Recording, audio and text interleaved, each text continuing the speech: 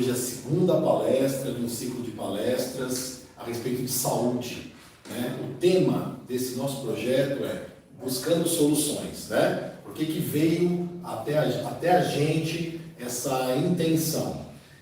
Desmistificar as doenças, quebrar o paradigma de doenças incuráveis e que há muita dificuldade de se tratar uma doença crônica, tá? Hoje, o nosso capítulo de hoje, né, o segundo episódio, é hipertensão. Então nós vamos falar hoje como surge a hipertensão, como que aparece na vida das pessoas a hipertensão, como nós podemos lidar e tratar com ela para podermos resolvê-la. Esse é minha ficha técnica, minha formação, né? Fiz faculdade em Botucatu, de 91 a 96, residência em cirurgia geral e gastrocirurgia na sequência, né? Fiz uma pós-graduação no FIG, que é um núcleo de gastroenterologia e fisiologia do Hospital Israelita Albert Einstein. Esse é meu TCC, foi feito através de diagnóstico de doenças através do ar expirado, fitoterapia em 2015 e fiz 2 anos consecutivos de medicina tradicional chinesa no curso de prescrições com o Dr. Paulo César Varanda. E o estudo não para, né, pessoal? Hipertensão. Essa é a grande pergunta. Doença, estado ou sintoma? Os 3 ao mesmo tempo. Eu esperava essa resposta, né? Os 3 ao mesmo tempo. Para algumas pessoas vai ser doença, para outras vai ser estado e para outras vai ser um sintoma / sinal. Hipertensão. Ela faz parte do que nós conhecemos hoje dentro da medicina integrativa de síndrome metabólica. A síndrome metabólica, ela tem hipertensão, diabetes, obesidade, dislipidemia, hiperuricemia e etc, etc, etc. Cada vez entra mais um quadro, uma afecção dentro dessa síndrome, tá? O que ela é em termos gerais? É um processo inflamatório sistêmico, normalmente norteado, entre outras coisas, pela resistência insulínica, ou seja, a insulina não está funcionando, não está fazendo o papel que cabe a ela. Estamos atrapalhando ela para fazer sua função. 50% dos óbitos relacionados à doença cardíaca são causados por uma hipertensão descontrolada. A gente sabe que o hipertenso não controlado vive 16 anos e meio em média a menos. Tá? Olha o impacto dessa informação. É uma doença, estado ou sintoma que é um risco impressionantemente elevado para doença coronária, doença cerebrovascular. E nós sabemos que, se mesmo que seja uma condição assintomática, nós já encontramos lesões de órgão-alvo. Por exemplo, lesões na retina, lesões no rim e em outros locais. Então, vamos tomar bastante cuidado com esse quadro. Mas não ter medo. Pressão arterial. Definição de pressão arterial. É a pressão com que o sangue bombeia, o coração bombeia o sangue para a circulação, mediante um certo grau de resistência a esse fluxo. Então, seria mais ou menos um cabo de guerra, e nós vamos fazer uma metáfora já, mas em linhas gerais, um cabo de guerra entre o sangue ser impulsionado do coração e um obstáculo da circulação periférica, dos pequenos vasos, dos grandes e pequenos vasos. Tá? O débito cardíaco é esse volume que vai ser lançado para fora do coração de sangue, e a resistência vascular periférica, esse muro, esse certo limite para que não haja um extravasamento exagerado de sangue para a circulação, né? Como se fosse uma inundação. Tem que ter um equilíbrio entre o que vai ser enviado para frente e o que está um obstáculo a esse envio. Aqui a gente vê como variáveis do débito cardíaco a frequência cardíaca, ou seja, quantas vezes o coração bate por minuto, né? E o volume sistólico, o volume de sangue que chega ao coração e que vai ser impulsionado. Como aferir a pressão? É um detalhe muito importante. Nós devemos receber o paciente, esse paciente tem que ficar em 5 minutos em repouso, nos últimos 30 minutos não pode ter tomado nada à base de cafeína, não pode ter fumado e talvez não ter se envolvido num problema pessoal. 30 minutos, então, ele tem que ter esse resguardo, ele vai sentar numa cadeira confortável, num lugar ventilado, 5 minutos sem falar nada, em silêncio. Nós vamos medir a medida da pressão arterial nos 2 braços. Essa primeira medida vai servir só para ver qual o braço em que a pressão está maior, porque é nesse braço que nós iríamos fazer a segunda e a terceira medidas. A média da segunda com a terceira medidas vai dar a pressão arterial dele na consulta. A primeira é descartada. A primeira só serve para saber qual é o membro em que nós temos que valorizar a medida pressórica. Valores normais, 13/8. Há uma tendência a que se abaixe isso para 12/8 ou 11/8.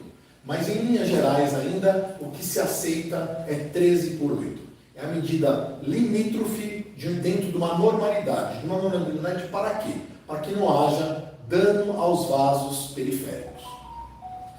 O 13, ele é a pressão arterial sistólica, então é a pressão com que o sangue é ejetado do coração, das câmaras cardíacas, durante a sístole, a contração do coração, e o diastólico é a pressão mínima, é o quanto de sangue vai ser recuperado durante o relaxamento do coração.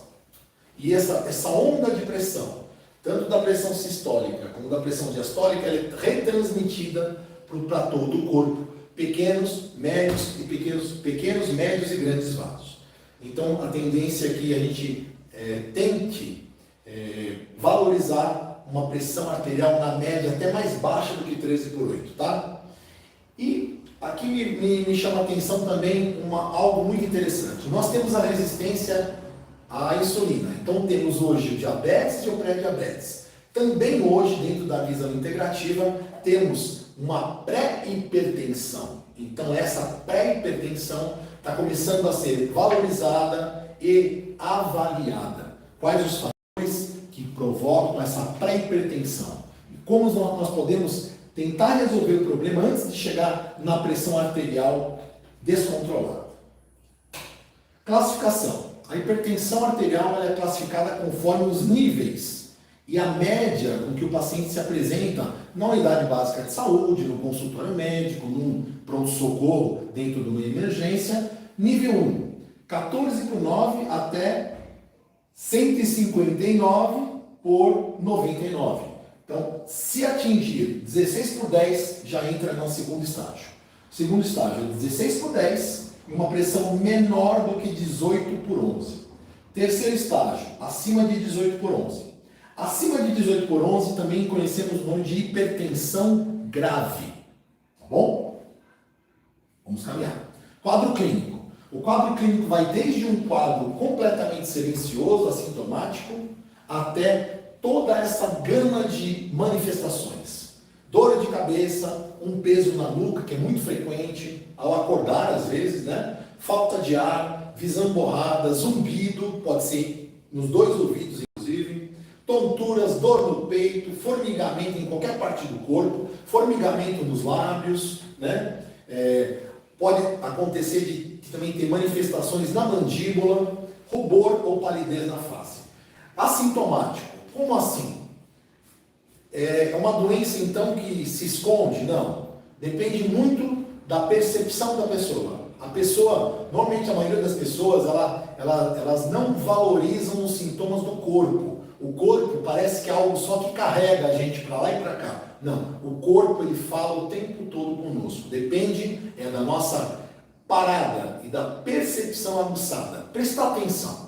Então, se a gente for pegar esses pacientes com hipertensão, a gente vai determinar retrospectivamente que lá atrás, há 10, 20 anos, já tinham alguns sintomas discretos. Mas então, isso é muito questionável, silencioso até onde?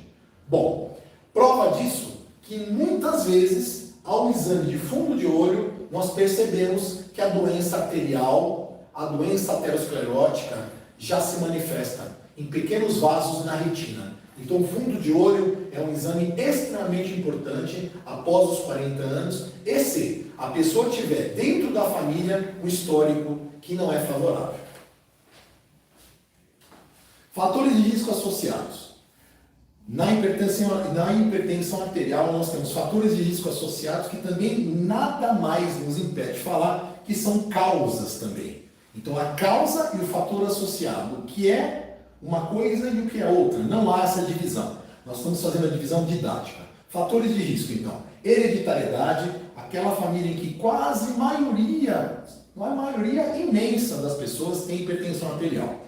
Então, se a minha família hipertensa, eu estou condenado? Não.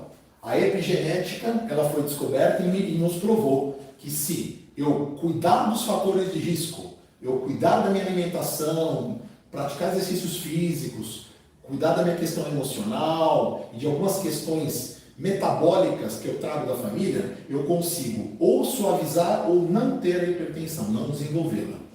Obesidade, diabetes, tireoidopatias, doenças da tireoide, dentro de uma síndrome metabólica. Então, todos esses 3 itens, essas 3 doenças ou fatores de risco associados são muito importantes a ser avaliadas, tá? Cada uma com a sua importância e com o seu fator determinante. Tabagismo, etilismo, ácido úrico elevado. O ácido úrico elevado também está dentro da síndrome metabólica, ou seja, o uso de grandes quantidades de frutose, o uso exagerado de carnes animais. Para quem tem uma predisposição a ter a hiperuricemia, o ácido úrico elevado, vai levar gordura no fígado, a gordura no fígado vai predispor a hipertensão arterial. Tá? Doenças renais, ou seja, a gente vai ver que dentro da fisiopatologia da doença, o que é fisiopatologia? Dentro de uma forma mais simples de falar. É o mecanismo, é a engrenagem que produz a hipertensão. Nós vamos ver a importância dos rins em filtrar o que não precisa ser mais reabsorvido e eliminar o excesso de água e sal. Outro fator de risco, poluição. Então, metais tóxicos. Nós vamos ver mais para frente que alguns metais tóxicos induzem a hipertensão. Tá? Etnia. O afrodescendente, o asiático tem mais chance de ter hipertensão do que a população na média.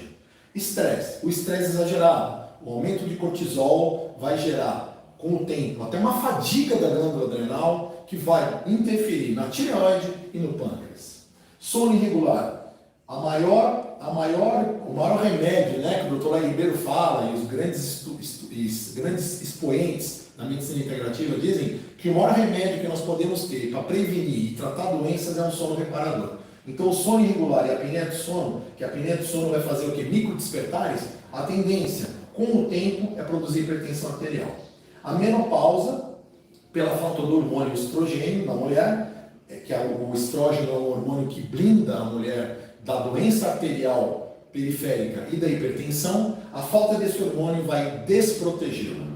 O sedentarismo, porque a falta da atividade física não vai fazer com que a circulação se estabeleça e favoreça a estagnação do sangue. E o sangue estagnado, uma vez, vai acabar produzindo um aumento de pressão arterial.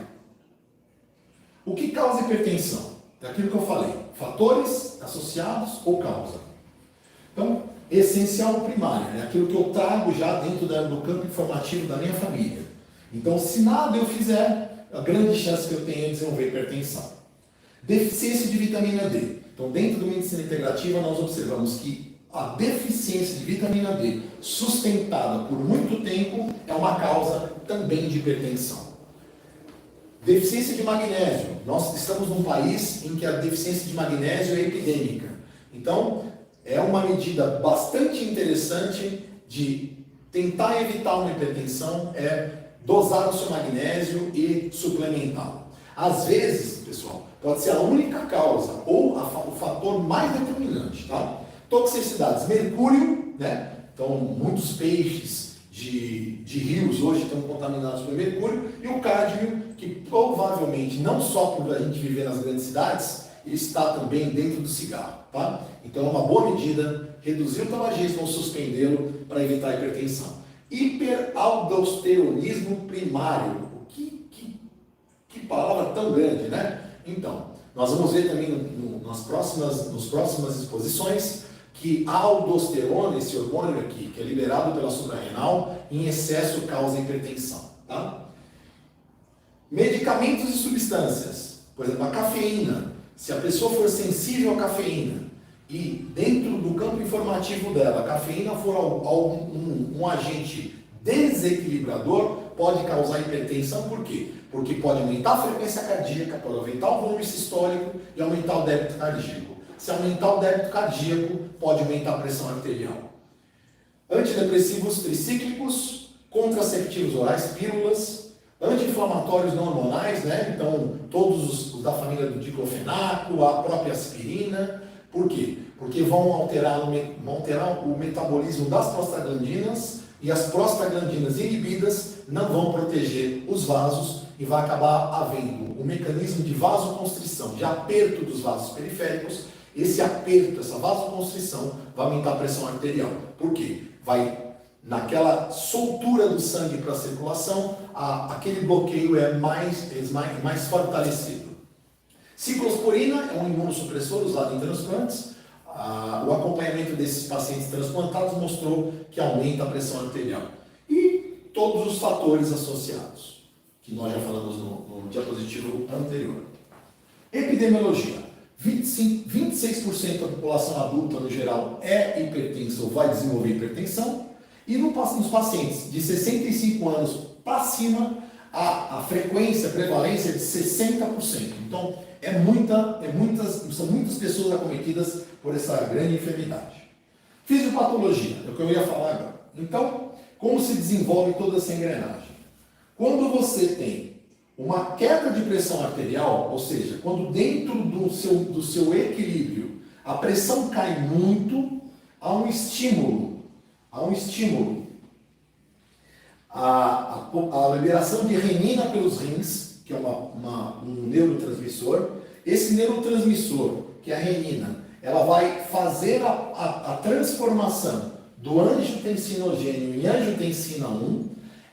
Deflagrado esse sistema, é uma cascata. A angiotensina 1 sendo ativada e aumentada em seus níveis, através do estímulo da enzima conversora da angiotensina, vai transformar a angiotensina 1 em angiotensina 2, e a angiotensina 2 vai aumentar a pressão arterial. Por quê? Vai fazer o aumento da aldosterona na suprarrenal. Esse aumento da aldosterona na suprarrenal vai reter sal, vai reabsorver sal nos rins, e aqui não está, mas vai haver um estímulo.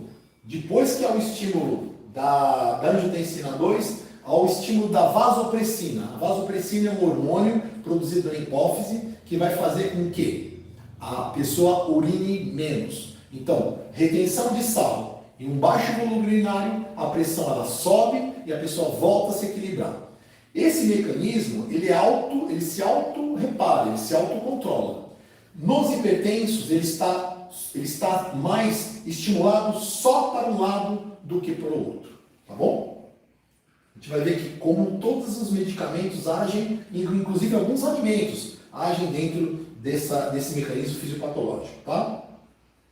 Então, aquilo que eu falei, a pressão arterial, essa é a metáfora.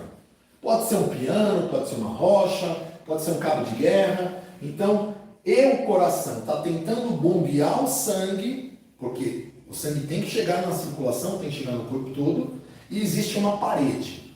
Essa dificuldade, que é o peso da rocha, que é a resistência vascular periférica. Então tem que ter um equilíbrio entre a força com que o coração bombeia o sangue, e essa dificuldade para que não haja um extravasamento, não haja uma inundação de sangue nos tecidos. Tratamento. A gente vai sempre buscar o tratamento baseado na causa e nos fatores de risco, né? Então, qual é a causa? Tem que ser feita toda a investigação, exames de sangue, exames de imagem, ultrassom dos rins, buscar a causa, dependendo da faixa etária, qual é a causa ou quais são as causas. Gerenciar os fatores de risco. A hidratação é importantíssima, nós mais ou menos calculamos de 30 a 40 ml por quilo de peso, então uma pessoa de 60 quilos ela deve ingerir em torno de 2 litros, 2 litros e 400, tá? Para que tenha uma homeostasia, né? Imaginando que o sangue circula por rios pequenos, riachos, cachoeiras, tem que ter um fluxo permanente, porque esse sangue tem que chegar nos tecidos, nos órgãos, né? Então a hidratação ela mantém com que esse rio tenha um fluxo, não esteja grosso, não seja algo que fique acumulado, estagnado, tem que ter um fluir, né? Então a hidratação permite que haja um fluir, tá?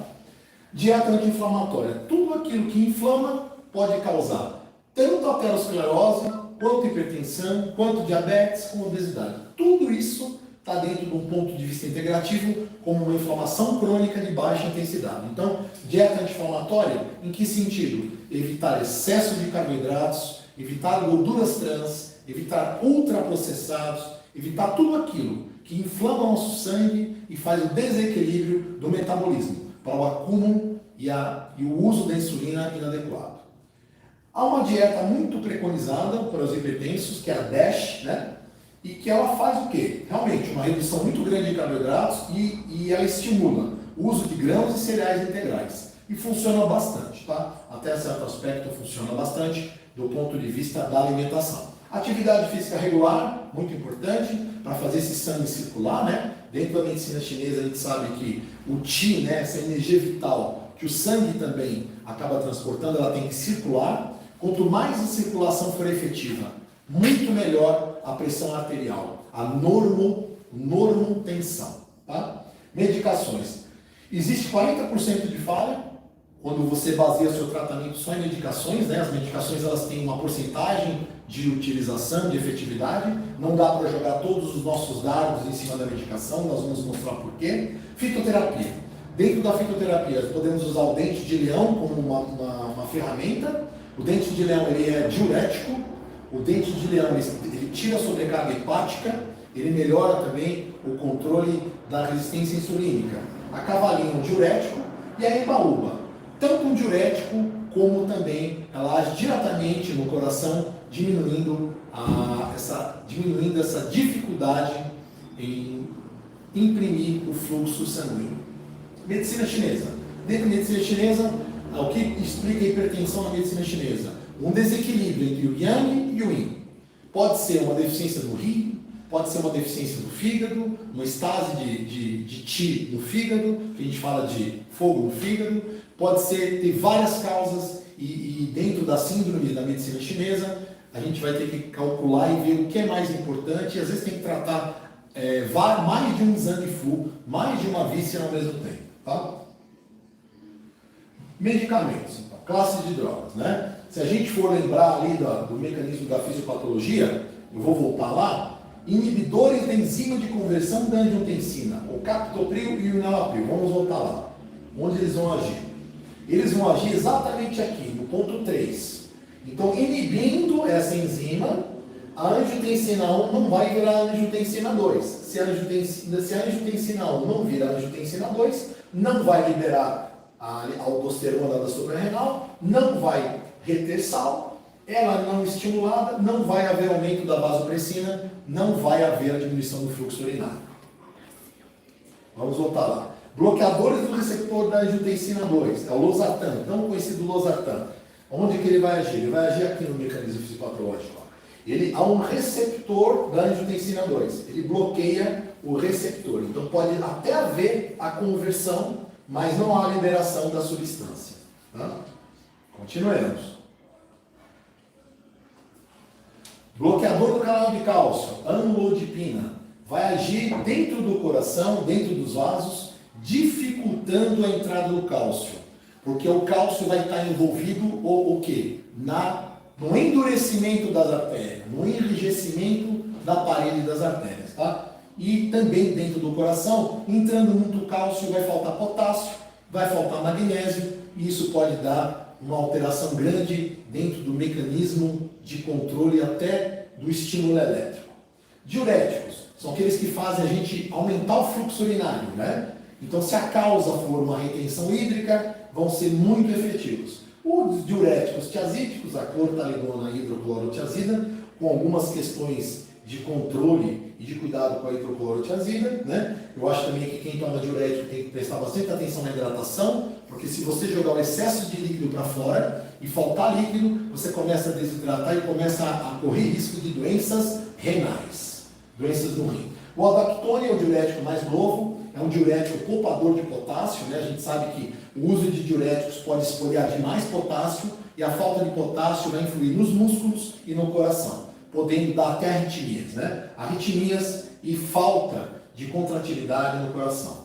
Beta-bloqueadores são aqueles, é uma classe de drogas usadas para diminuir a frequência cardíaca, quando a gente tem, por exemplo, uma hipertensão neurogênica, ou seja, a pessoa é muito estressada, tem altos níveis de cortisol, vai liberar adrenalina, noradrenalina o tempo todo, é aquela pessoa que chega no hospital e tem a síndrome do avental branco, né? Então, muitas vezes, nenhuma das outras drogas vai funcionar tão bem. E os beta-bloqueadores, em doses reguladas individualmente, né? Eles podem nos ajudar também dentro do tratamento. Hipertensão refratária. Hipertensão refratária é o uso de 3 ou mais drogas dessas classes, né? Ou seja, usar 3 ou mais drogas dentro de classes diferentes sem nenhum tipo de resposta significativa. Tá?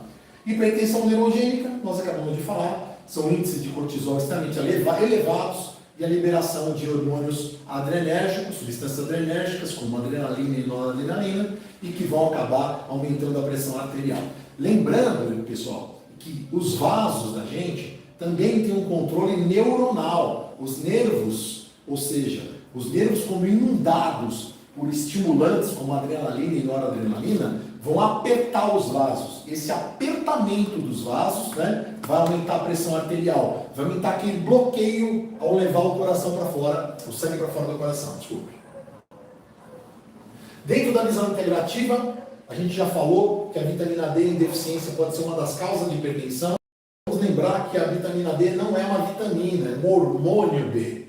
Ele foi descoberto em 1928 e na descoberta já foi visto que como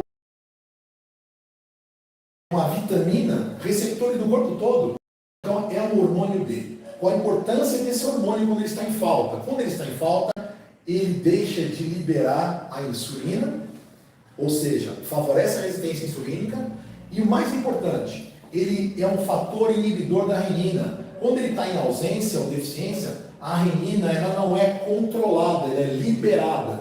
Então, dentro do rim, a renina vai fazer o quê? Liberar, transformar o angiotensinogênio em angiotensina 1 e assim toda a cascata vai ser deflagrada. Então, o hormônio D, a vitamina D, o hormônio D, ele produz um fator que inibe a cascata dentro do processo fisiopatológico da tendência a aumento de pressão. A vitamina K2, que é o fator ativador X, né, foi descoberta há muitos anos atrás, hoje extremamente avaliada e valorizada, ela estimula, né, a ativação de uma proteína chamada NGP. Essa NGP, ela descalcifica as artérias. Olha a importância, pessoal. Normalmente, quem tem calcificação arterial, quem tem arteriosclerose, ele tem o cálcio foi para a artéria e saiu do osso. Então a gente tem a concomitância da osteoporose com a doença aterosclerótica.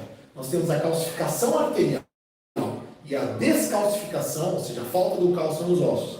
A K2, o que ela faz? Ela traz o cálcio que está na parede das artérias de volta para os ossos, e de volta para os dentes, de volta para a coluna. Então, ele descalcifica as artérias e promove que as artérias voltem a ter elasticidade. Até um certo nível, depende do tempo que essa artéria já está comprometida, né? Que também tem a ver muito com a hipertensão. Quanto tempo essa pessoa tem arteriosclerose, tem essa doença arterial no corpo? Muitas vezes é reversível e algumas vezes é irreversível. Mas sempre que a gente usar K2, nós vamos ter benefícios, tá? Alimentos funcionais. Então, o pepino, pessoal, tem 25 funções.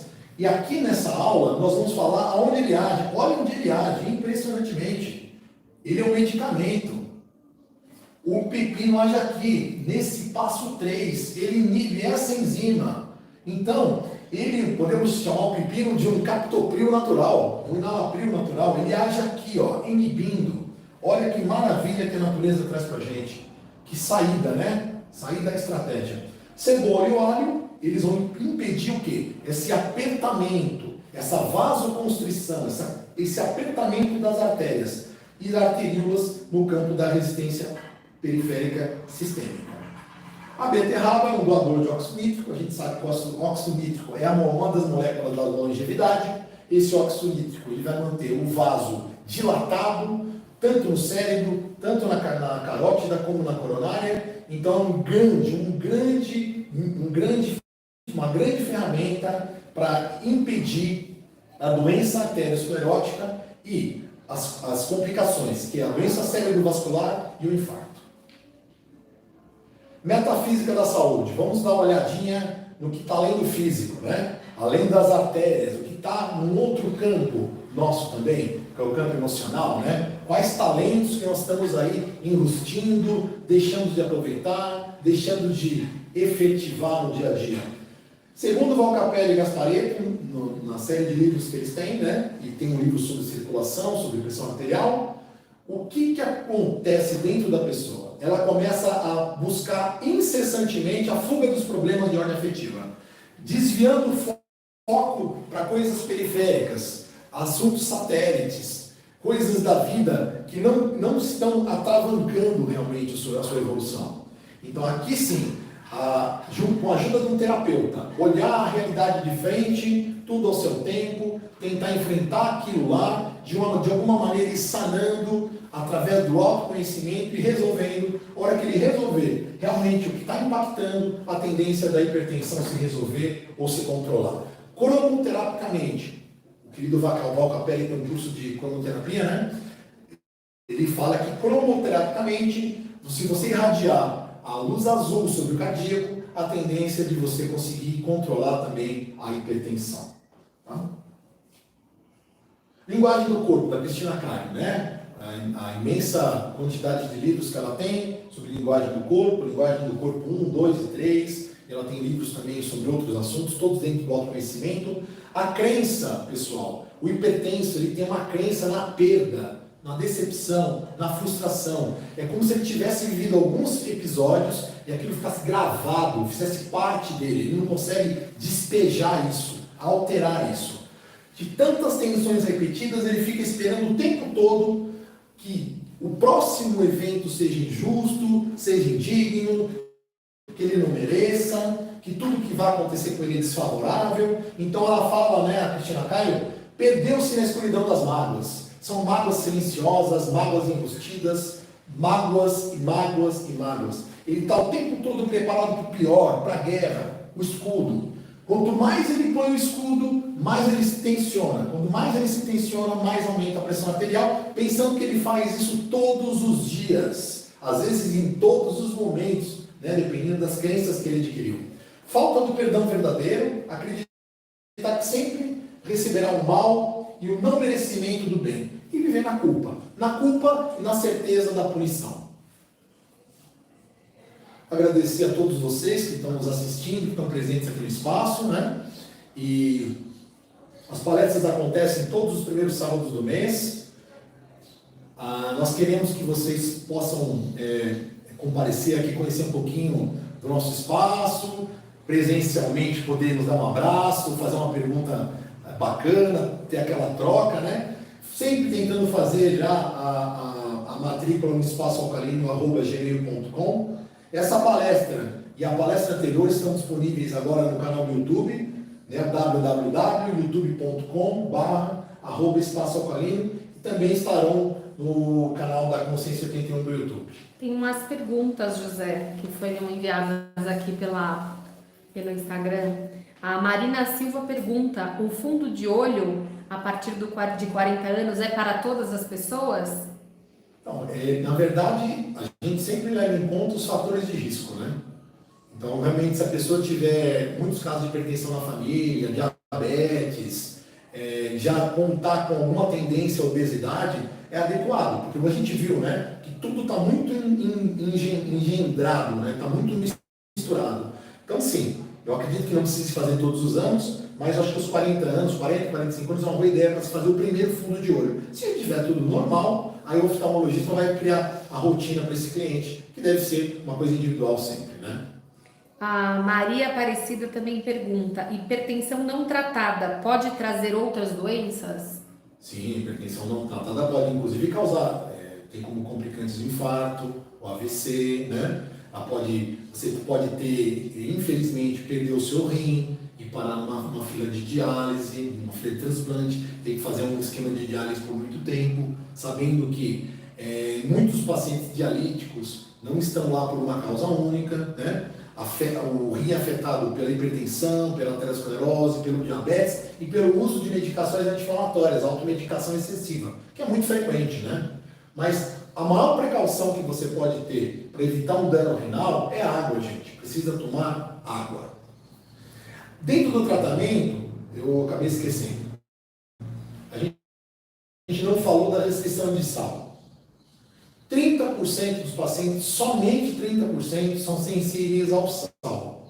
Você pode fazer um teste, inclusive, né? Você dá pequenas quantidades do sal integral, do sal rosa, que são os melhores sais, né? Tem 83 minerais, e perceber se a questão da quantidade progressiva de sal há um incremento na pressão ou não. Se não houver esse incremento e a pessoa não for sensível ao sal, ela deve usar o sal integral normalmente, tá? Inclusive, nós temos um trabalho do Dr. Bátimo Guilherme, né, em vários livros dele, que ele diz que, inclusive, o sal, na quantidade correta, associado à hidratação na maneira adequada, ele pode prevenir e tratar doenças ou estados, né? Que existem os estados hipertensivos também, e a pré-hipertensão. E aí tem uma última pergunta do Márcio Fagundes, que é: hipertensão é irreversível? Vou ser hipertenso para sempre? É uma pergunta difícil. Depende, mas eu acredito que nunca devemos desistir. Né? Sempre passar por um cardiologista, passar por um médico integrativo e tentar ver aqueles fatores de risco que estão envolvidos na gênese da sua doença, ou até no estado hipertensivo, né? Ou se a hipertensão está te trazendo um sinal e sintoma de outro problema. Então eu acredito que nada é irreversível, até prova o contrário. Sempre devemos tentar trabalhar em cima do problema para resolver. É isso. As perguntas são essas que o pessoal passou. Bom, a gente fica aí então aguardando o feedback de vocês dessa palestra, que foi feita com muito carinho. Ela não poderia ter acontecido sem a grande participação de minha esposa, Caterina Smela, tá?